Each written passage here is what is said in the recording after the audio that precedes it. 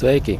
Šodien visu dienu turējās kaut kādi 13 grādi mīnusā, bet visu janvāri arī nekas siltāks nebija. Man jau gribētos teikt, ka 2026. gada janvāra vidējā temperatūra pēc manām izjūtām, mazāk par mīnus 10 grādiem nemaz nebija. Un tā, 2026. gada janvāris ir viens no augstākajiem janvāriem pēdējo gadu laikā.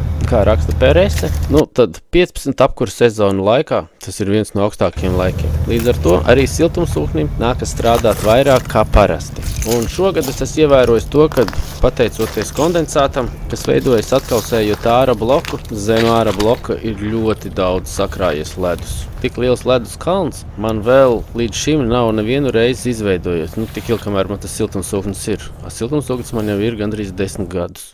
Ir siltumsūkņi, kuriem ir apsildāma apakšējā daļa paplāte zem paša siltumsūkņa bloka. Manam Daikinam tādas nav, un siltumkabeļa arī nav. Līdz ar to viss ūdens, kas notek, atkausējot āra bloku, viņš notek zem, un šis ūdens ledus formā ir sakrājies ļoti daudz. Un ņemot vērā, ka laika ziņas rāda, kad arī februāra pirmā puse būs ar salu bagāta, man sāk mākt šaubas, vai šim ledus kalnam būs vēl vietas, un vai šis ledus kalns nesabojās pašu siltumsūkņa ārējo bloku.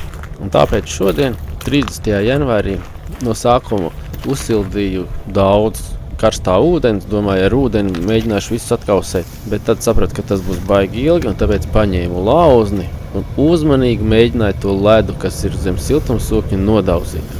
Ceru, ka jums tāds liels kalns nav izveidojies, un mums tāda problēma nevarētu rasties.